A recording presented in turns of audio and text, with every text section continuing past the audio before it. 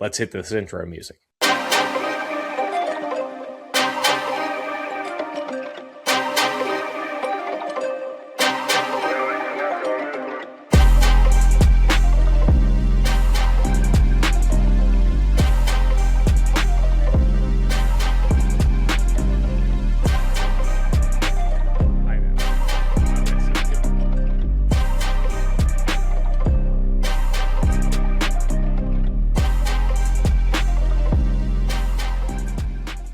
The draft happened. We watched it. Players are on teams. And Chev and I are here to talk favorite landing spots. I'm Addy. I'm the Duck League champ. You can find me on all the socials. How are you doing today, Chev? Well, I would like to say that I am, I'm wholly recovered and I'm not gonna lie. That draft was a swift kick in my nutsack. Basically, the shirt says it all. That boy, hashtag good. Now, I am not good because for you and I I didn't know both. we matched. Yeah. Linguistically matching. Go on. For this draft, it just felt like we were just getting disappointing landing spot after disappointing landing spot. But there were some guys that we liked, and that's what we're here to talk about today. So I'm kind of excited. I'm really excited to, more so than anything, just kick it. It's been a while since we've been able to get on the mics together and just talk through some of my landing spots. Some are kind of common sense, some are off the beaten path a bit, but all in all, I love. There's some landing spots that I love. There's some stuff that we're gonna agree to disagree on, as has become a staple. Hashtag trademark. Hashtag we will sue you if you steal our idea. Um, but yeah, that's kind of where I landed, man. I was emotionally distraught and having Chris Benoit ideations when the Cardinals took Jeremiah Love at 3. That's a joke, by the way, guys. That is not serious at all. I probably shouldn't have made that joke in the first place, but here we are. Sorry, one sec here. Gotcha. Little delayed there. I know this. Neither of us put Jeremiah Love on the show sheet, probably because we were both physically offended by that pick. You, because the Tennessee Titans don't get to see Jeremiah Love in a jersey for him, and me, because as the last standing Trey Benson believer, that was yet another hill I have died on. So I'm excited to talk about greener pastures. Man, there are no green pastures for Trey Benson. It's just perpetual rehab and hopes and dreams. He was one of my biggest buys in 2025, but hey, we've got to get better and move on. Yep. And Tyler Algier also gone. James Conner gone. Just vanished into thin air. But let's talk about some of our favorite ones. I'm gonna let you lead it off on this one because we both have the same first name on this list, and it is the one, the only Gospel George, Carnell Tate to your Tennessee Titans. So, yeah, I mean, well, let's just the similar ones that we have here. Yeah. Carnell Tate to the Titans goes fourth overall. Mike Borgonzi, the GM, comes in, says this is our wide receiver one the whole way, which was kind of surprising to me because I could see arguments for Mekhi Lemon or Jordan Tyson being the wide receiver one in other people's eyes, but to say, hey, this was our guy through and through. He's a professional's professional, and he's got the exciting acrobatic catch contest. He was, the highest contested catch rate in the NCAA this past year. And I know, when we did the agree to disagree, the point that you brought up was that he wasn't a number one, but I mean, we could go through the last 5 to 10 draft classes and we would be hard pressed to find someone who would be the number one over Jeremiah Smith. So him getting the draft capital, we get Cam Ward, a bona fide outside X wide receiver weapon that also has the versatility. Talked about it in his press conference. Yes, I did watch the entire press conference of the Titans introducing their first round picks. And he talked about his football IQ and versatility. So really excited to me to talk about that. And then, we move on to the next guy that we had, Jordan Tyson. We both love going to the Saints.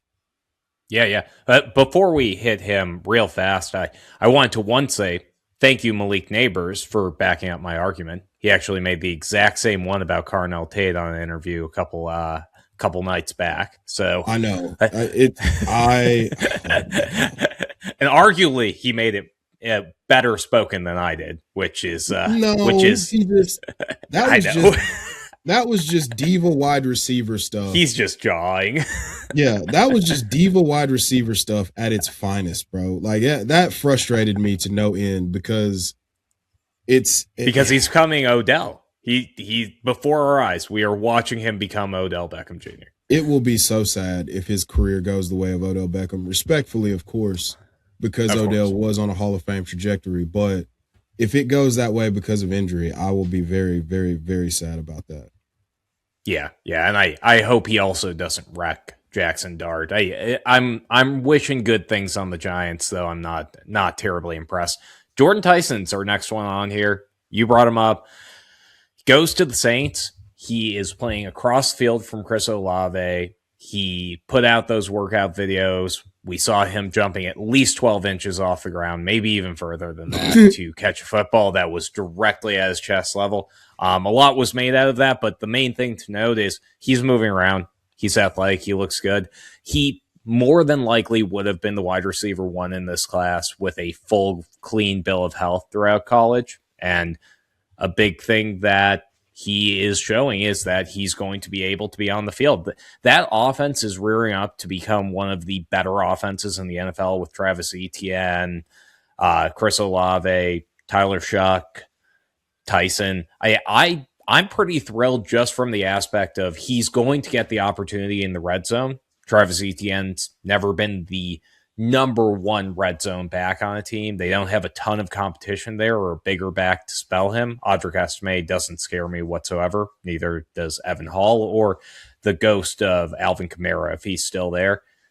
I think he's going to get a lot of opportunity, and I think he probably siphons a lot of value away from Jawan Johnson too. I think he instantly becomes the second target in the offense.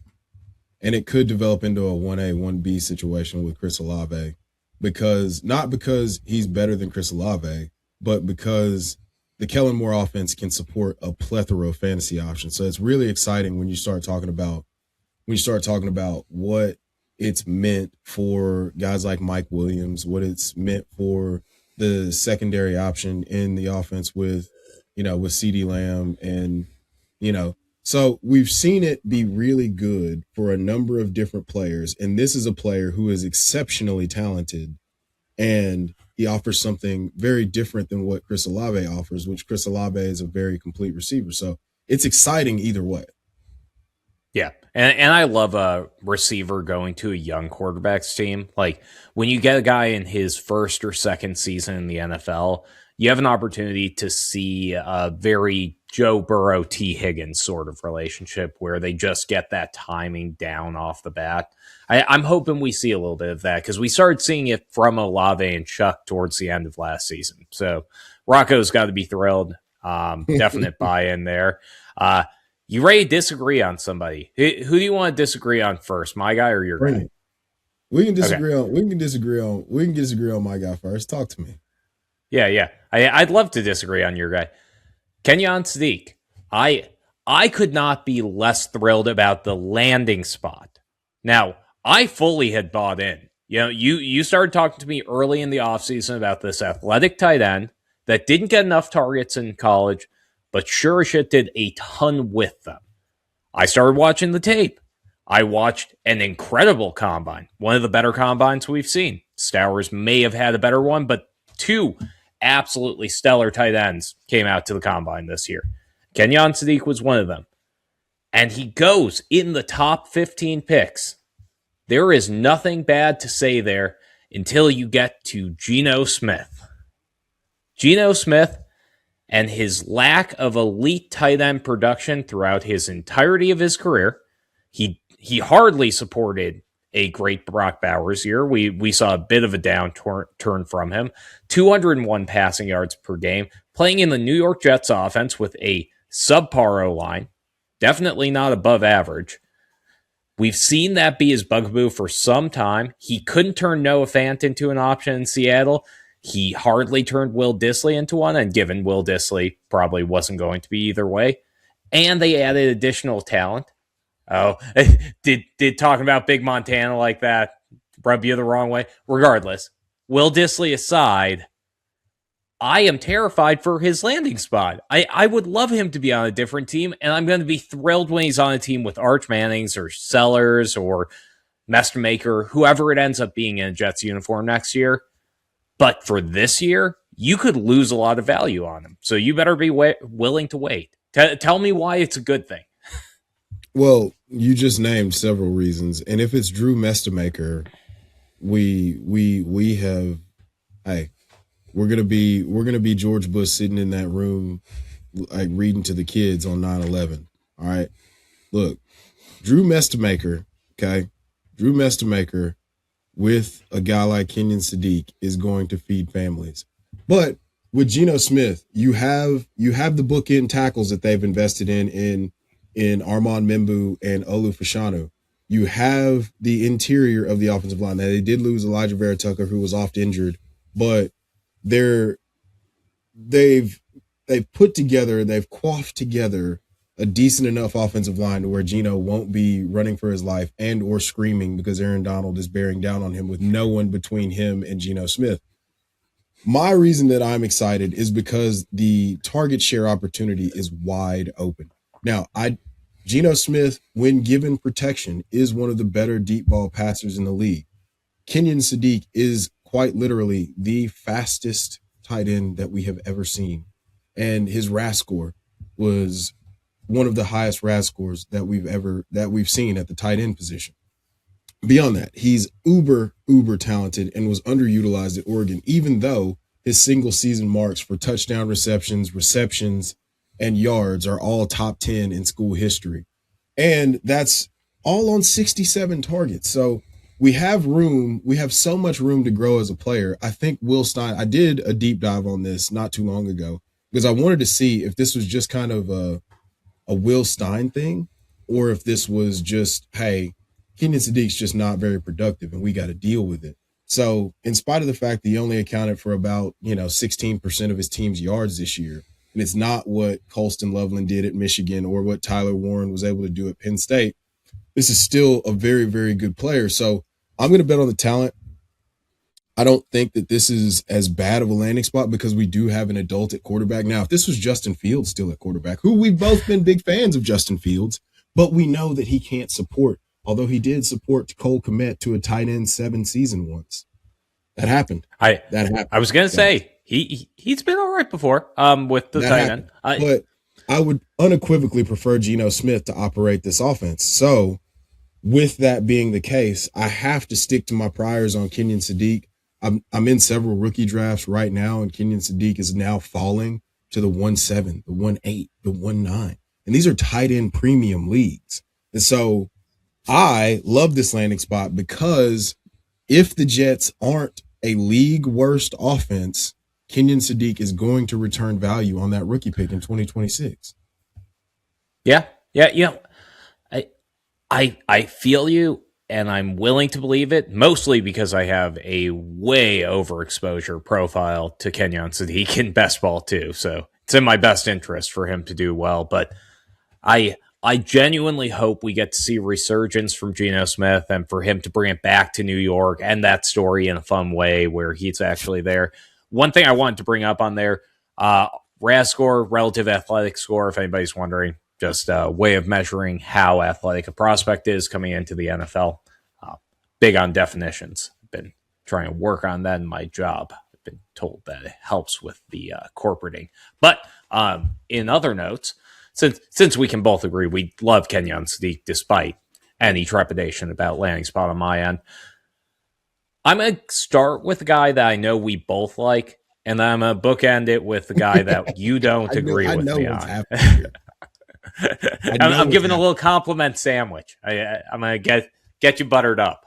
So we can both agree that Katron Allen is going to Alfred Morris to Jaden Daniels, RG3, right? Like, Katron Allen's a goal line back. He's going to make Bill Krosky-Merritt significantly less fun. He's going to turn him into the Chris Rodriguez, and Rashad White's going to eat up that passing game role. We on the same page there? Yes. Okay, yes. Cool. Unequivocally. Same.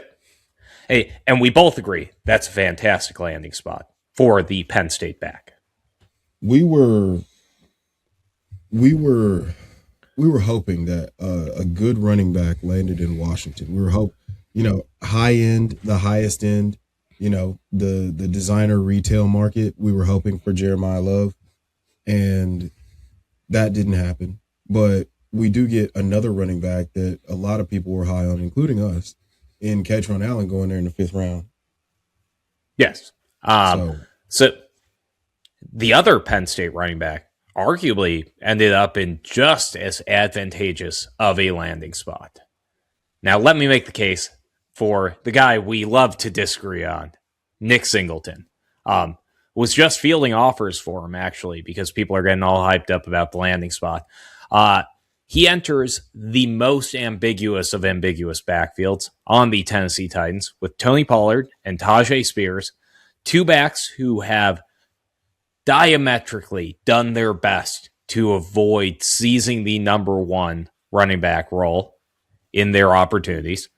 They've both had big flash games at times. We saw that Tony Pollard 50-pointer against Cleveland last year, but inconsistent enough that neither of them scares you away from a guy like Nick Singleton, who the Tennessee Titans draft to be a 3-down running back of the future. Former 4-star high school athlete, over 30 catches every year of college, 220, 6'1", one of the larger and faster backs in the NFL, was injured and still managed to hit the bench press because he's got that dog in him too. It's Tell not, me what? Please. What? He showed up to the combine and got his bench press right. His foot's broken and he bench pressed. Yeah, dude. When I tore my ACL, I was still working out my upper body. I didn't even get extra points for that. That's what you're supposed to do. I thought I could sneak that one in there. No, you can't. Now, I won't deny that it's a good landing spot. I'm just not a Nick Singleton fan. But you can't deny that it's a landing spot. And then beyond 2026, the opportunity that it lends itself to is tantalizing. So with Nick Singleton, you have Tajay Spears leaving after this year, most likely, unless they re-up him. Tony Pollard is getting up there in age, and he's in the last year of his deal. So I see the vision for why this is one of your favorite landing spots. I just can't. I'm less offended by Nick Singleton than I was now that he is a Nashville resident and that he will be toting the tater for the Titans this fall. Alliteration aside, I do believe that Nick Singleton could do some damage here. It's possible. It's not probable. Like, we'll see. It's just it's possible. For me to trust I'm with you. For me to trust Nick Singleton, it'd be like me trusting my butt to be a silent fart in a crowded elevator. You're playing a losing game here. You're texting me right afterwards. I was like, ooh, you getting excited for Nick Singleton and the Titans? You're like, I am very excited for his first kick return. that one got me a little bit. I was like, I kind of am too, but yeah, we could see another Caleb Johnson thing here. So the issue, Addy, for me is, well, I'll compliment Sandwich you now. Sandwich you now. Please. So the good part is if he's really good at kick returns, and he doesn't blow it like Caleb Johnson did, then we are going to create more opportunities for him as a runner or as a manufactured touch gadget guy.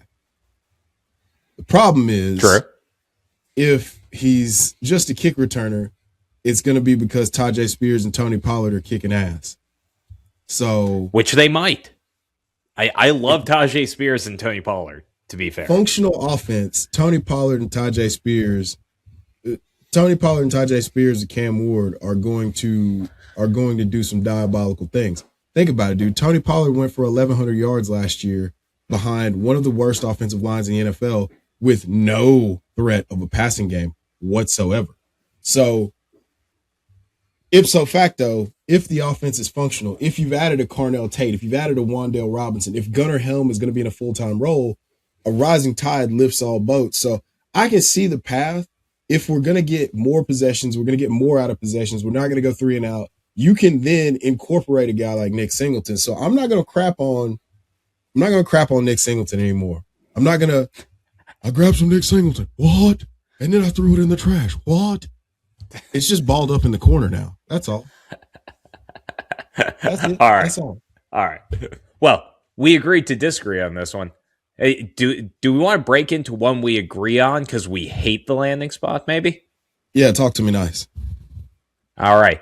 Well, when you are a ball club that is a possession away from making the Super Bowl, when you're a ball club that removes one of the most fun ball clubs in the NFL, the good, better, best of the NFL, when you have a quarterback that is 1 or 2 years away, a Drew Brees sort of quarterback where you're just trying to make the last couple of years count.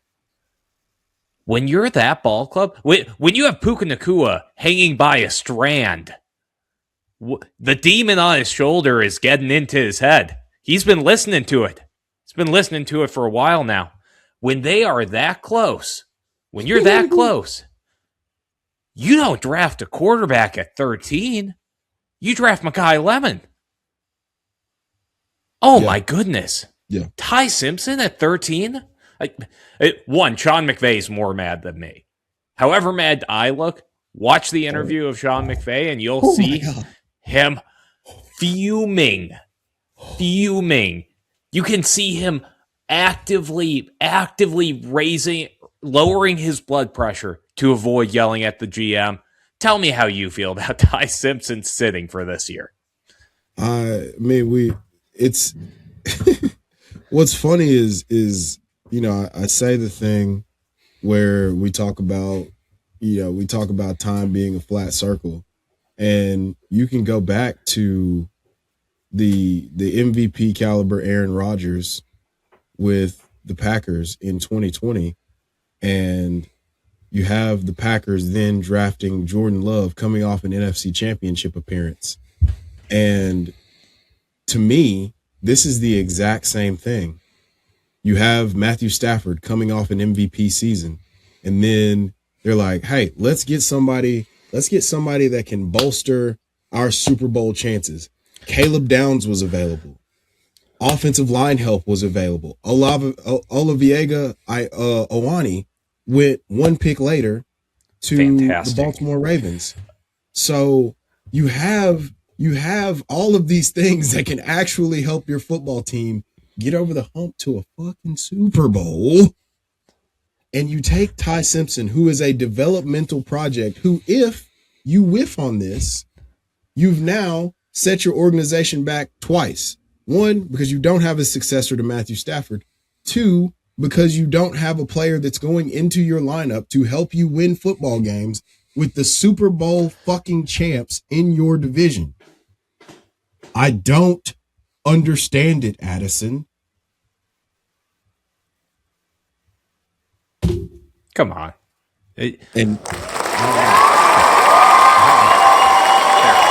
Just wanted to give due there, but could not agree with you more. And you know the worst thing about it? Like, even past what you said, that now, my buddies who are the worst football analysts I know, like any of your friend that's the worst analyst you know, is now telling you something stupid like, Ty Simpson's a lot better than Arch Manning could probably ever be.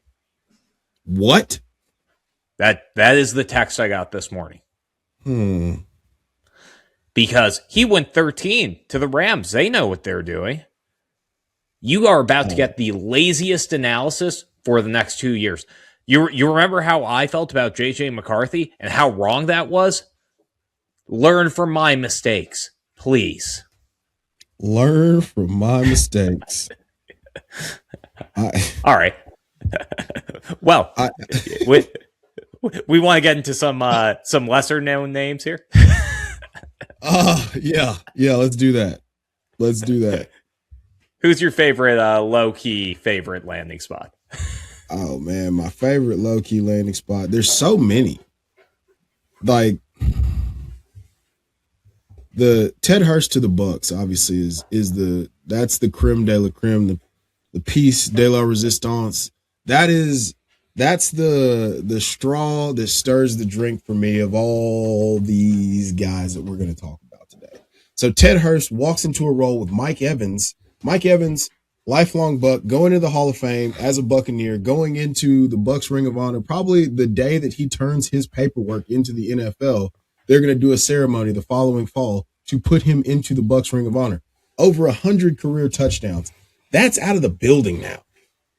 And what do the Bucks go do? They don't spend. They obviously they get Reuben Bain on the slide, which kind of, man, multiverse. If Reuben Bain doesn't fall to 15, do the Bucks draft Kenyon Sadiq and all this is a moot point? Potentially, possibly, maybe. Yeah, but we're not here right now. We're on Earth 616, and on Earth 616, Ted Hurst is a Tampa Bay Buccaneer, is a top 90 pick, and not only is he top 90 pick, but he walks into a role that's wide open. Now, I talked about Mike Evans a lot. Let me tell you about Ted Hurst. Ted Hurst, 6'4", 207, gained 20 pounds of muscle out of nowhere. He was listed at 6'4", 185 at Georgia State, but then goes to the Senior Bowl. You saw him at the Senior Bowl. You sent me some good footage at the Senior Bowl. He's 6'4", 207. He goes out, he runs low 4.4. In the deep ball tracking drills at the combine, he makes an incredible acrobatic catch, but then you also see that on his film, him making just body contortion catches. He's incredible as a contested catch wide receiver, but he also offers immaculate levels of juice as a run after the catch player. So this is a player that you can create opportunities for. It's my ball or no ball. On top of that, now there's everyone in the offense fits into a role. Chris Godwin and Emeka Egbuka, they Spider-Man meme. You can line them up they best function off the ball as Z or slot receivers. There's a role for Ted Hurst to step into. Baker Mayfield, screw it. Ted Hurst down there somewhere. I can see Ted Hurst with potentially having like a Brian Thomas Jr.-esque rookie year if something happens to Chris Godwin or Emeka Egbuka with just in touchdown equity. He's not going to get 130 targets, I don't think, but I would hope not. I think that he's going to well outperform his draft capital and ADP. Yeah, I can't argue with the theory behind it, and especially with him falling, because he was a hot name coming into the draft, like one of those players that throughout the cycle everyone gets pretty bothered by because they're like, oh, 6'4", runs fast. Like, hey, I can admit, as a spreadsheet junkie myself, like that does pique the interest, but I'd also seen Ted Hurst and knew he was a baller from day one. That guy is just lights out a great athlete.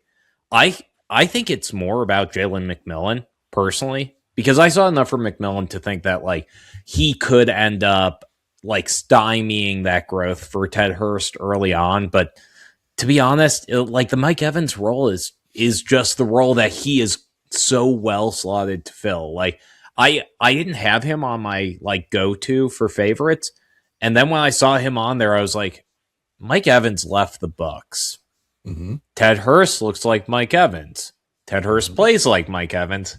Ted Hurst might be more athletic than Mike Evans in some spots. Like it's an easy argument to make. I'm pretty much on the same page here. So I'll pivot it off here to both the KC late picks. At round 5 and round 6, they take Emmett Johnson and Cyrus Allen. And Cyrus Allen is my go-to sleeper. Like, I've been pretty open about it. That is my type for a receiver, too. Like, shorter receiver, quick, able to get open, cloud dust, guy that overproduced in the bad offense, too. I love that, like, late breakout sort of, you have to see it in their play style. And he was able to do that. He had 13 touchdowns on an anemic offense and was absolutely lights out when it came to actually getting open from defenders. That guy can take Xavier Worthy's job. Oh no. Don't say that. I Don't you tell me that, because you have been Xavier Worthy truther numero uno for for some long. time. for so long. So long. You were the guy that was just pounding the table, telling me that I was a complete buffoon for thinking that he was going to take a backseat to Rashee Rice. And now here you are telling me that there's a 5th round pick that's going to take Xavier Worthy's job. 6. Actually win the 6. Yeah, there you go. Yeah. So my opinion on Xavier Worthy is that okay. Just had to do that to myself. If I'm going to be being rude about a player that I've been hyping up for a year and a half, I mean, here's the thing. We got to see Xavier Worthy in this role. Rashee Rice is facing no punishment. Travis Kelce is back for another year. I was wrong. He's a quick burner, but he hasn't shown it in the NFL for an extended period of time. He had that one run in the playoffs. It's not exactly there, and we might have games without Mahomes. Cyrus Allen is one of those players that can take your job in the NFL. Like one of those receivers that comes in to a team and Cole Beasley's his way into a massive target share. Like he'll get open. The Chiefs will notice that. Tyquan Thornton and Xavier Worthy are both players that I'd be a little bit scared of now. I think he's going to take their job. But the one that's more fun here, Emmett Johnson, everyone's excited for Ken Walker. You should be. I certainly am. I could not be more hyped for Ken Walker. He has never been the only running back in his backfield. I don't think that's going to change. Andy Reid doesn't really run his offenses like that anyways. Kenneth Walker could be off the field for some passing downs. And who else but the young inclination of Kareem Hunt back in the day is Emmett Johnson coming into that offense. Like it's the perfect player for an Andy Reid offense. He can do all the things. He's explosive in short areas and he can break tackles. I love that fit. I think he's going to carve out a role there. I think Kareem Hunt, despite being probably not the best mentor as a human being, is probably a great football mentor. And I think the Chiefs got away with a steal at the end of this draft. I was real sad about Emmett Johnson going to KC. I was. That's fair. I wanted, and so Damon Claiborne ends up going to Minnesota, who's also, spoiler alert, on your list and would have been on my list, but I was just kind of, I was at lunch with my kids and I was like, all right, let me whip out my phone and get the show sheet going so that we can be in order when it's time to go tonight. So for me, the issue here is that, and if you guys you're watching this, you see me, my contact is giving me some issues right now. But I didn't want him to go to KC because I believe in Kenneth Walker a great deal. I've argued with a bunch of people on a bunch of different Discords about it. I think that Emmett Johnson could usurp, RIP Rashard Smith. It was a fun ride, almost, kind of. But the Birmingham Stallions are calling you, brother. And then with a guy like, oh, what hath happened here? That was odd. But with Damon Claiborne, there's a readily apparent opportunity after this year. Jordan Mason probably out of Minnesota after this year. Aaron Jones probably gone from Minnesota after this year. And he could work in tandem with another back, but he has the most juice out of all the running backs in that room immediately. So I was real sad about Emmett Johnson going to Kansas City. I wanted him to go to Minnesota. He's a Minnesota native as well, so I thought they would do the right thing and just get him on home. But yeah, if Ken Walker misses time for some reason, Emmett Johnson becomes the steal of all rookie drafts and the steal of the draft in general at the running back position because of the fact that he does have such a versatile skill set and he's such a dynamic mover. I think he just complements the offense. Like I'm trying to look at it from the positive. Like two running backs, we're going to have a role there. It's sad that Brashard Smith is the casualty, but we move on. Who are we feeling here? Because we have actually three disagreements here, and I think all three of them are worthwhile convo. So you hit me which one is calling to you. And I think you know which three I'm talking about too. I mean, wait, who did you have in mind? Who did you have in mind here? Okay, so Jonah Coleman, we were talking before the show. We disagree for some fun reasons. Jacoby Lane, yes, because Jacoby Lane's just a good combo. I assumed we were going to disagree on this one, but I'm surprised even after the landing spot we will. And Carson Beck, man. Carson Beck, the most fun combo of the evening. We can start there. That might be the shortest. Oh, my God. Okay, fine. Let's start there. He sucks, and I hate him. Okay? What about his face? He's got like a pretty punchable face. I mean, there's a lot of space in between his eyes to where you could fit a fist, or maybe two fists. God almighty. But, so, Carson Beck, starting there, Carson Beck. 65th overall, first pick of the third round for the Arizona Cardinals. Doing a bunch of stuff that we just don't really have, to borrow a phrase, unjustifiably placed in a position I'd rather not be in. Yeah.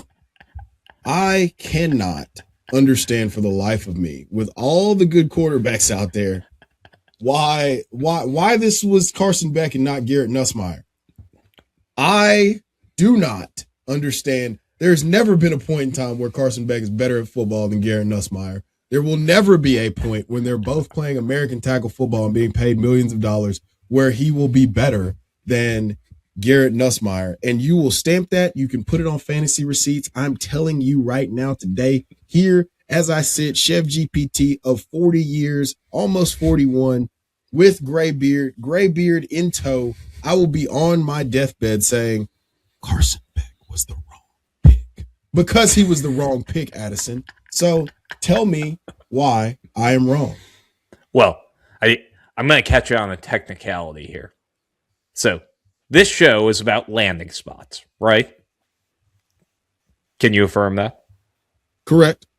Yes. It's about landing spots. And landing spots are about surroundings, I would assume. Partially, yes. Yes. Yeah. At least on some level. And you like Jerry.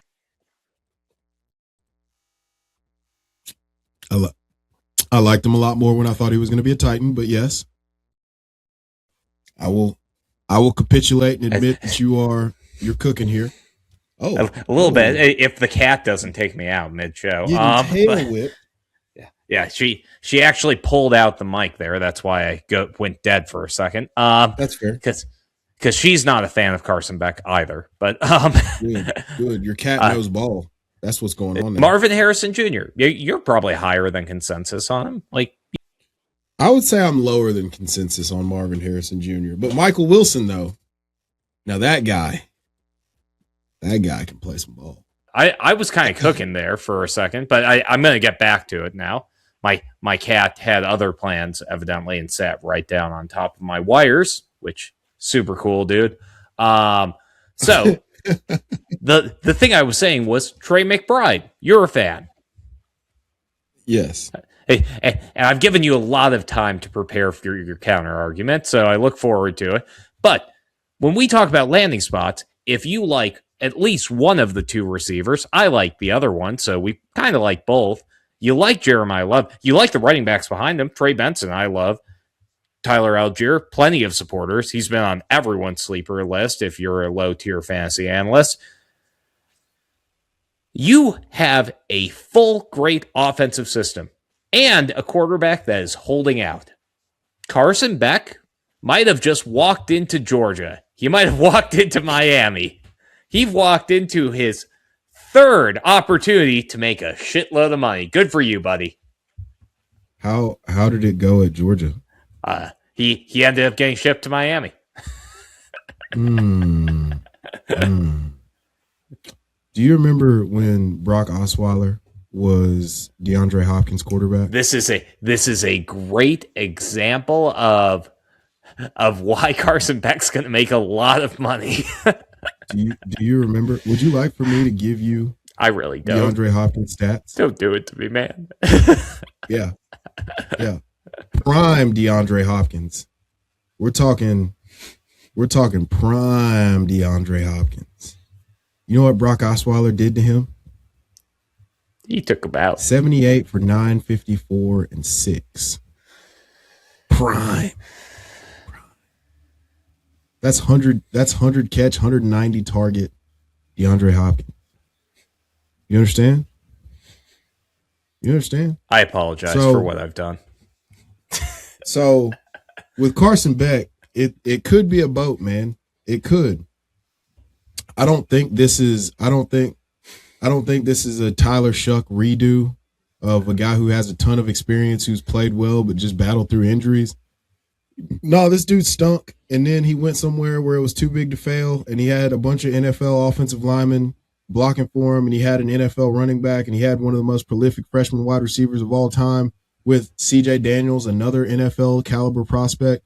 And man, it was results may vary. I mean, he threw the game losing interception in the national championship game to close out his career in the most fitting fashion imaginable. So, hey, if you love that landing spot for a guy who's shown a propensity to just turn the ball over as much as humanly possible, then yes, this is a great landing. He's got that Mitch Trubisky ceiling. You watch. Mitch Trubisky did make the Pro Bowl.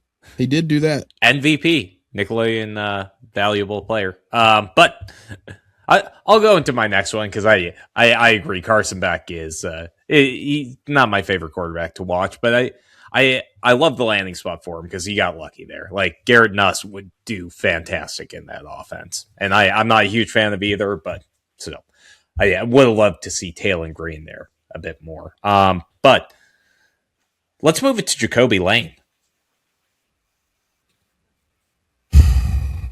This one was heartbreaking. Why? I'm thrilled. Tell me why you're sad. Excuse me. I'm a little under the weather, guys. But I'm also a little bit sick about Jacoby Lane going to the Baltimore Ravens because of the fact that, one, the offense doesn't support more than one wide receiver, one high-end wide receiver. Jacoby Lane is a high-end talent. Don't confuse what I'm saying with what I'm not saying. The archetype just left there in DeAndre Hopkins. DeAndre Hopkins, contested catch, guru, all the things that you could ask for, still could do it at this advanced age.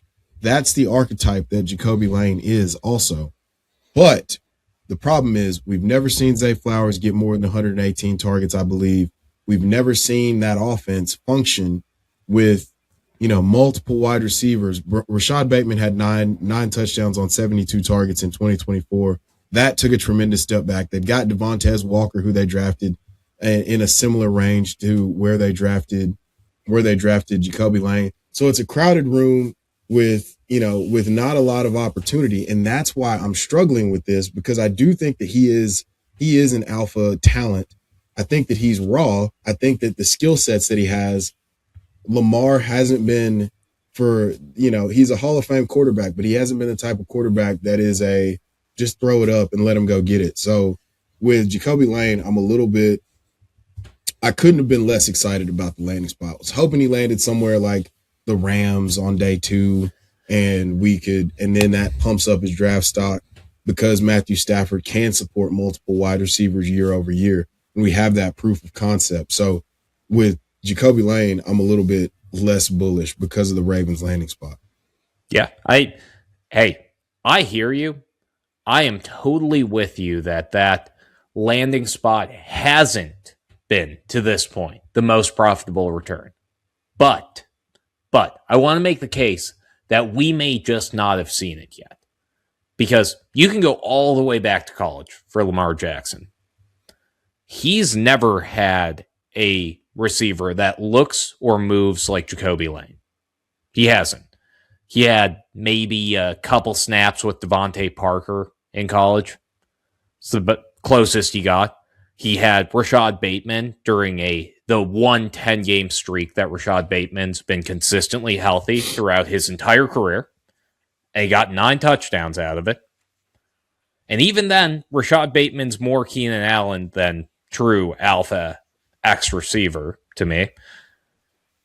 And now he finally gets a replacement to 2 players that he was able to play with. DeAndre Hopkins, end of his career, he is on the decline despite how much I want him not to be. I loved that guy's career. He's been super fun. But we got to see him in Baltimore making insane catches still, but not getting open as much as we're used to. And we got to see Isaiah Likely, an extremely athletic tight end that was slightly inconsistent in Baltimore last season, buoying the Ravens' passing offense when it was competent and playing well. Both of those roles combined is what Jacoby Lane can do on a day-to-day basis. That guy is fantastic. And what he needs is a guy like Zay Flowers across from him. A guy that's going to open up the defense, give him the opportunity to get that one-on-one coverage with a shorter corner in the back side of the end zone. Like, I also saw at the Senior Bowl, the one thing that really stood out to me that I haven't heard super often from other analysts is I thought Jacoby Lane's footwork was fantastic. Physicality? Senior Bowl, right? Yeah. Yeah, or at Senior Bowl, my bad. Yeah. At the Senior Bowl, his footwork was immaculate. Ted Hurst on some of the drills was going back and forth, like his feet weren't always perfect, and they didn't need to be. He's Ted Hurst. I mean, he ran through some of the barriers. He's fine. But Jacoby Lane, he was polished. He could end up as the third down weapon that Lamar Jackson has desperately needed, and he could slowly start siphoning away from Mark Andrews too. But I think this is a great landing spot because this could be a long-term great landing spot for him. Or Lamar Jackson could hate X receivers. I could be wrong. I don't think he hates them. I just think that that's just not how any of the offensive coordinators that he's had have really given him the tools to support. I mean, excuse me, the skill set with Zay Flowers, you can line him up. I mean, it's all over his film in Boston College. I think that with the way that I look at it, I just don't see him being able to get to a ceiling outcome for his potential with the Baltimore Ravens. And that's the frustrating part because I think he's uber talented. You saw the things that Des Bryant was saying about him, about how special he is. And that's another guy who is very similar skill set wise to Jacoby Lane in old school Des Bryant. So I would love for him to go somewhere where they just throw the ball up and say, hey, do that Spider-Man shit you do and come down with the football. Yeah, I'm with you there. But we're at minute 50 here.